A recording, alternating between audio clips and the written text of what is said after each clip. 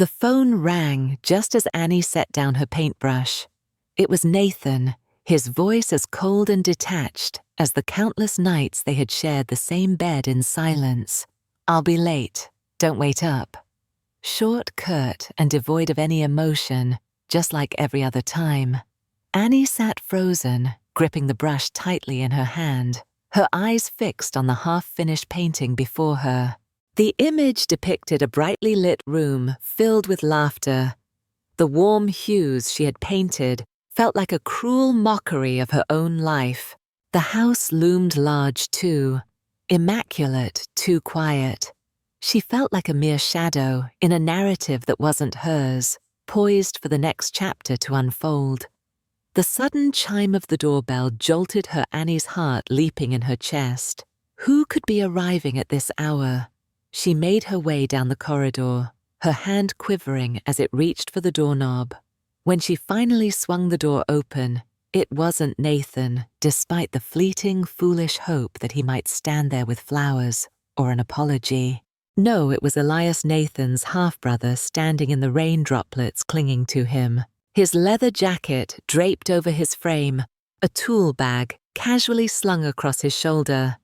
Elias offered a half-smile that seemed almost effortless, yet it possessed an uncanny ability to leave Annie momentarily speechless. "Annie," he said, his voice warm, "I hope I'm not bothering you." "Elias, what are you doing here so late?" she asked, striving to maintain an even tone, though her heart had already quickened its pace. "Nathan asked me to drop by and fix a few things around the house," Elias replied, stepping into the doorway. His smile lingered, and his dark eyes held a depth that was hard to ignore. Knowing Glint, he remarked that she probably wouldn't require assistance, yet he seemed to have misjudged the depths of his error. Annie chuckled softly, her laughter slipping out before she could contain it. "Come in," she invited, stepping aside to allow him entry. The moment the door clicked shut behind him, she sensed a shift in the atmosphere. The air in the house thickened, laden with an unfamiliar tension, as if Elias had ushered in a quiet storm. For the first time in months, the oppressive emptiness she had grown accustomed to began to dissipate, replaced by something palpable. She couldn't yet name it as she set his tool bag down by the wall, his eyes sweeping the house with an almost curious intensity. "This place," he mused aloud, "is so much like Nathan, perfect polished, but suffocating." Annie let out a laugh, short, sharp, and unintentional. "He likes everything neat and orderly." Elias turned to her, his gaze direct and unrelenting under the soft glow of the hallway light. "Do you like living in all this order?" The question caught her off guard. Annie hesitated, turning away to escape the weight of his gaze as she walked toward. In the kitchen, she feigned a search through the fridge, yet his words lingered around her like shadows. His question, simple, yet laden with dread, pierced the air. "Are you happy?" She loathed the truth that bubbled beneath her silence, an uncertainty that gnawed at her. As she fumbled with a bottle of water, she sensed his footsteps drawing near, too near. The warmth of his presence was a stark contrast to the chill that enveloped the house. "Annie," he said, her name slipping from his lips, in a voice that was both low and intimate, that it made her breath catch as she turned slowly to face him, and for the first time she saw something in his eyes she had never noticed before. It wasn't playful or teasing. It was raw, unfiltered intensity. In that moment, Annie forgot Nathan. She forgot the endless silences, the hollow words, the routines that had drained her of every spark of joy.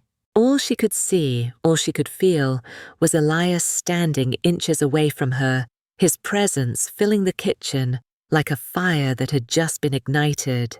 That was when Annie realized the storm Elias had unleashed was not merely disturbing her home, it was stirring her very soul. The kitchen glowed with a gentle golden light, yet Annie felt ensconced in an impenetrable darkness. Elias's question reverberated in her mind. "Do you like this life?" She had not responded, not from a lack of desire, but from an uncertainty that gnawed at her. Her existence with Nathan resembled a carefully crafted masterpiece, flawless and refined, yet profoundly empty. Annie's thoughts wandered back to in the early days of their marriage, Nathan had been a man brimming with passion, someone who could lose himself for entire evenings in her studio, captivated by her unfinished works. He would shower her with praise, kiss her paint-stained hands, and declare that they were the very brushes that painted entire worlds. Yet as time wore on, those words of admiration faded, replaced by work calls, forgotten promises, and ultimately long heart-wrenching silences. Annie couldn't quite pinpoint when it had begun, but at some moment she started to feel like just another piece of furniture in her own home. Home. Nathan cherished order, relished the grandeur he could showcase to his friends. She suspected that to him she had become just another piece in his collection. No longer did he see her as the woman he once adored. Instead, his gaze was perpetually fixed on his phone, his contracts, his projects. Annie had tried to hold on.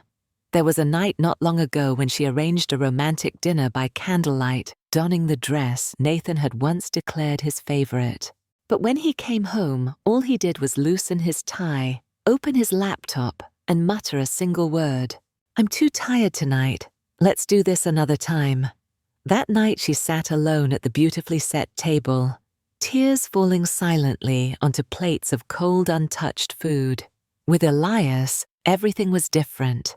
From the moment he entered the house, he looked at her as though she truly existed, as though she mattered.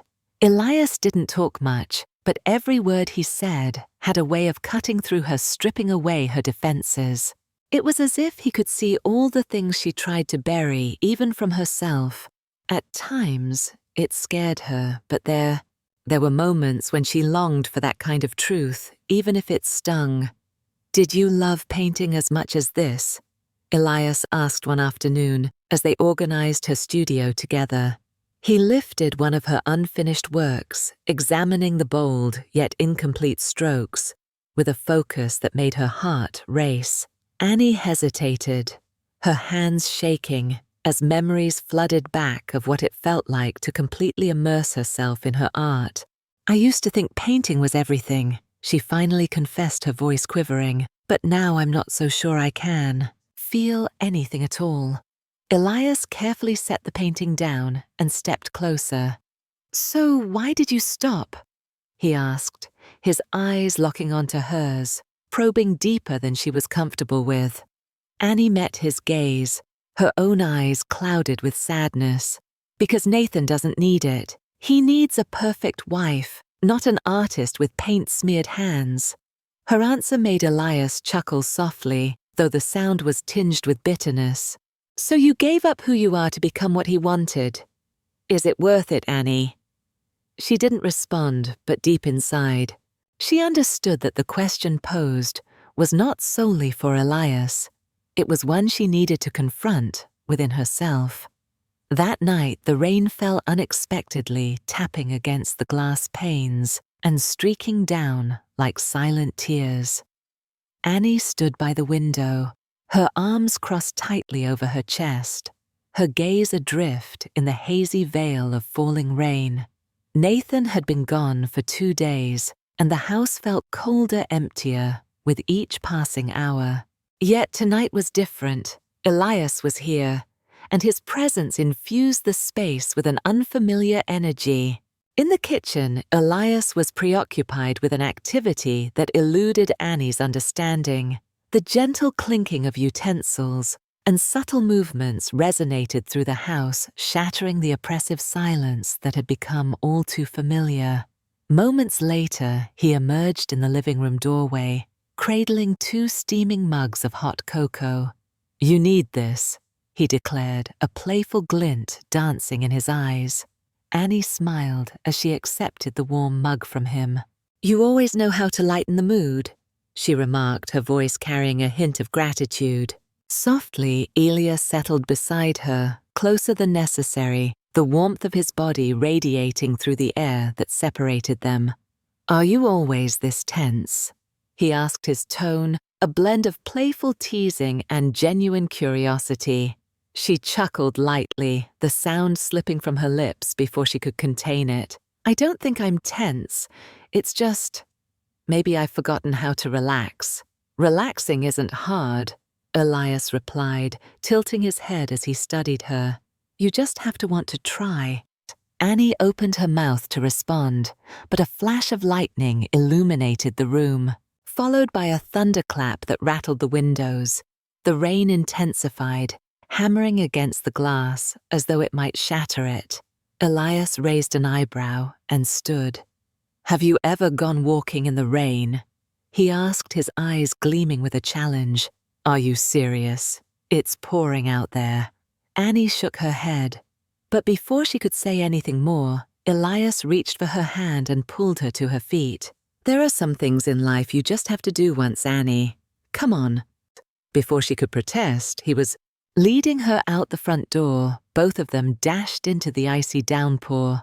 Annie laughed, really laughed, the sound intertwining with the rhythmic patter of rain. It felt strange, liberating, as if the storm had swept away the invisible chains she had been carrying for years.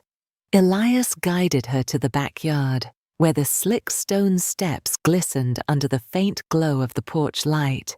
They stood there drenched to the bone, but Annie didn't care. For the first time in what felt like forever, she felt alive. There was no restraint, no mask to wear, just her, the rain, and the unbridled sense of freedom that accompanied it. Elias stepped closer, his dark eyes locking onto hers, with an intensity that made her chest tighten. "Do you know what you look like when you laugh?" he asked, his voice low, almost reverent. Annie froze, the smile fading slowly from her lips. "What?" she whispered, her voice trembling slightly, like someone who had just found herself again. He took another step forward, so close now that she could feel his breath mingling with the cold. "Rain, have you ever pondered the possibility of living differently, of granting yourself the freedom to do so? Would it bring you happiness?" The question hung in the air, slicing through the downpour and embedding itself deep within her heart. Annie parted her lips to respond, yet no words emerged. Then, as if the universe had conspired, for this very moment, Elias gradually lifted his hand, his fingertips grazing her cheek. His touch was tentative, as if he anticipated her withdrawal, but she remained still. Their gazes locked, and in that ephemeral instant, Annie, she felt every ounce of logic, every shred of control she had fought so hard to maintain, slip away. Elias leaned in, his lips barely grazing hers, a whisper of a kiss. Yet that soft, tentative touch was enough to send warmth coursing through her, chasing away the chill of the storm. Annie closed her eyes, surrendering to the moment to him, as all the fears and restraints she had clung to melted away in the rain. When they pulled apart, Annie's breath came in uneven gasps, her heart pounding so hard it echoed in her chest. Elias gazed at her, his eyes brimming with a mix of yearning and doubt, as if he too grasped the weight of the moment that had just unfolded. "If you want me to stop, I will," he murmured, his voice hoarse and raw. Yet Annie remained silent, standing there as the rain drenched her clothes and seeped into her skin, allowing the emotions she had fought so hard to suppress to rise undeniable and relentless. The morning light filtered gently through the curtains, casting soft rays across Annie's face, but it did. Little could clear the chaos storming in her mind as she sat upright in bed, clutching the blanket tightly, as if it were the only thing keeping her from slipping into the emptiness that threatened to engulf her. The memory of last night lingered like a searing mark on her lips. The kiss with Elias wasn't merely a fleeting moment of weakness, but an awakening, a spark reigniting something she had buried deep within herself for years. Yet now, in the stark clarity of daylight, the weight of it all pressed down on her with crushing intensity. Last night had not merely been an impulsive mistake, it was a boundary crossed a line, obliterated. Elias had departed early that morning, but not without leaving a note on the kitchen counter. The words were brief, yet laden with significance. Last night was real. I'll wait for you. The note settled like a heavy weight in Annie's chest. She understood that a decision loomed before her, but she hadn't anticipated it arriving so swiftly. By noon, she remained ensnared in the labyrinth of her own thoughts when the sound of the front door creaking open startled her upright. Nathan. As he stepped inside, the familiar weariness clung to him, yet there was an unmistakable shift in the air. His gaze, sharp and probing, lingered on her a moment too long. Annie fought to maintain her composure, but his presence wrapped around her like a tightening noose, as if the very walls were closing in. Are you okay? Nathan's voice broke the silence, low and laced with suspicion. I'm fine, Annie replied hastily, her eyes darting away from his. That evening they gathered for dinner, Annie, Nathan, and Elias, and the atmosphere hung heavy with unspoken tension. Thick with unspoken tension, Elias endeavored to uphold a facade of casualness, yet his furtive glances toward Annie betrayed him. Nathan, though silent, appeared to perceive the palpable undercurrent in the room. The atmosphere was taut, like a wire stretched to its breaking point, and then it snapped. Nathan abruptly set down his knife, his gaze sharp as he turned to Elias. You've been staying here for quite a while now, haven't you? He said, his voice calm, yet incisive. It seems you're getting a bit too comfortable in this house. Elias smirked, his jaw tightening as if bracing for a retort, but Annie interjected before tensions could rise. Nathan, don't make a scene. I asked Elias to stay and help with a few things around the house. He hasn't been a bother at all. Nathan's gaze darted toward her sharp as a blade. Is that so, Annie, or is there something I'm not being told? His words struck like a hammer, shattering the fragile silence in the room. Annie's chest tightened, and for a fleeting moment, she felt as though she couldn't breathe. In that instant, she realized just how precarious her position had become.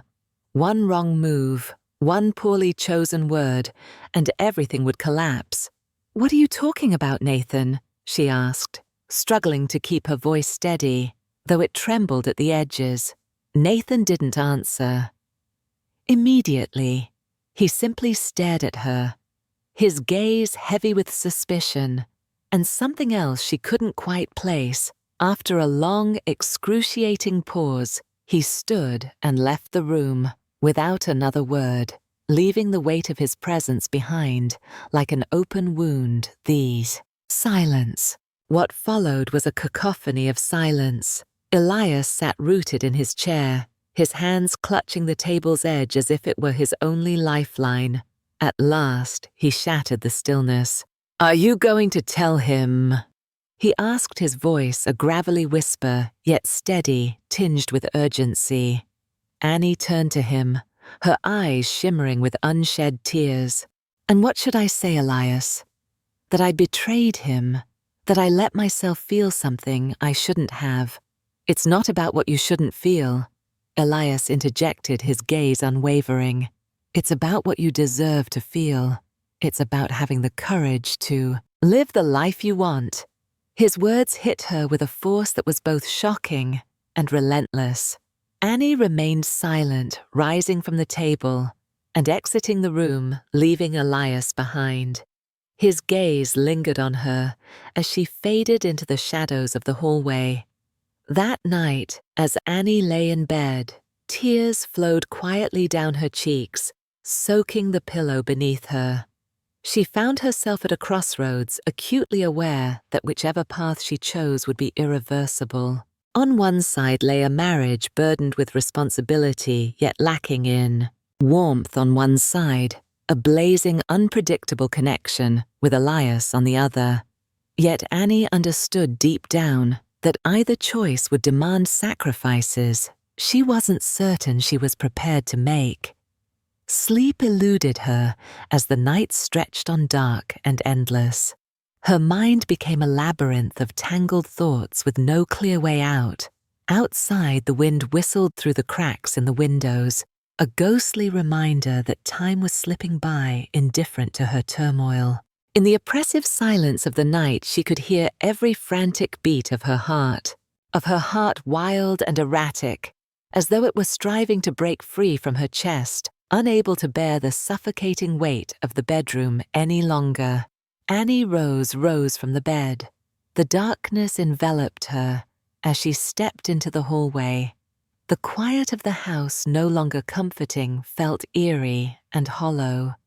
Each step across the cold wooden floor seemed to draw her closer to a decision she wasn't sure she was ready to make. The door to the living room stood ajar, and a faint glow from the table lamp spilled out into the. In the dimly lit hallway, Elias sat hunched forward, his elbows resting on his knees, lost in thought. He didn't look up as she entered, yet her presence was palpable, shifting the very air around them. Annie hesitated by the door, uncertain of how to begin. It was Elias who finally broke the silence. "Have you decided yet?" he asked softly, his voice steady, but laced with a quiet tremor. Annie didn't respond right away. Instead, she moved closer, her gaze fixed on the flickering light of the lamp, its unsteady glow reflecting the turmoil within her. "Mind?" "I don't know, Elias," she said at last, her voice barely above a whisper. "Everything feels so overwhelming. I don't know if I have the courage to change." Elias rose from his seat and took a step closer. He reached out his hand, brushing lightly against hers, a touch so fleeting that Annie couldn't tell if it was meant to comfort her or plead with her.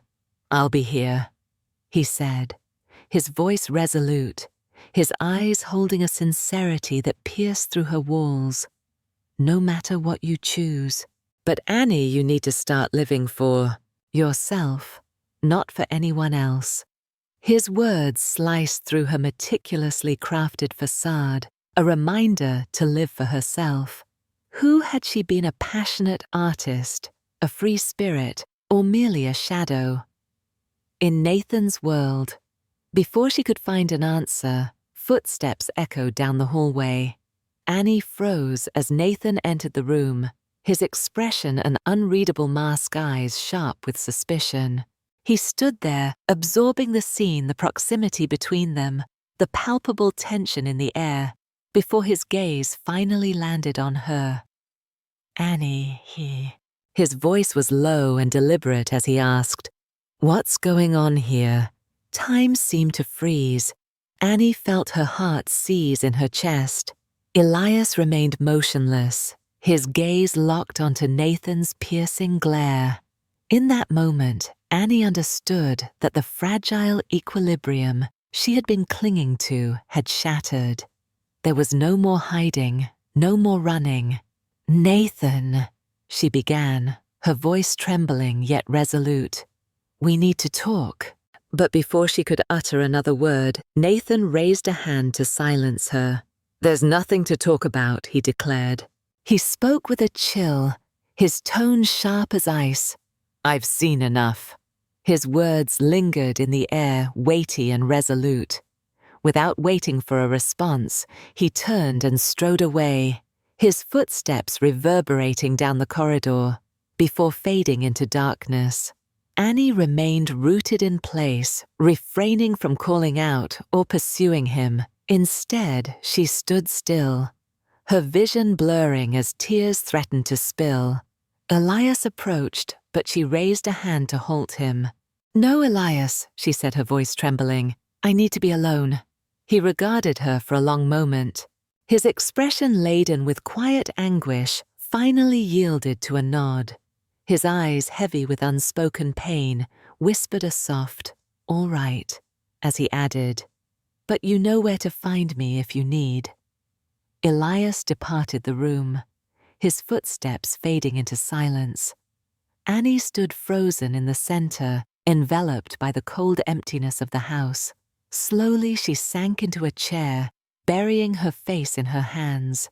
In that moment she understood that whichever path she chose, there would be no turning back. She had crossed a threshold, and nothing would ever be the same. Once more the following morning, Annie stirred from her slumber in a house enveloped in tranquility. Nathan had departed, and so had Elias. It was merely her and the soft sunlight filtering through the windows. She settled at her work table, grasping a brush after years of neglect. This time, her purpose was different. She was not painting to satisfy others, nor to flee from reality. She was painting for her own soul. On the canvas, she depicted a bird breaking free from an open cage, its wings unfurling toward a sky that was both uncertain and limitless. The painting remained incomplete, yet Annie experienced a newfound sense of calm as she realized that not all stories required a neat conclusion to possess significance, and her own life was a testament to that truth.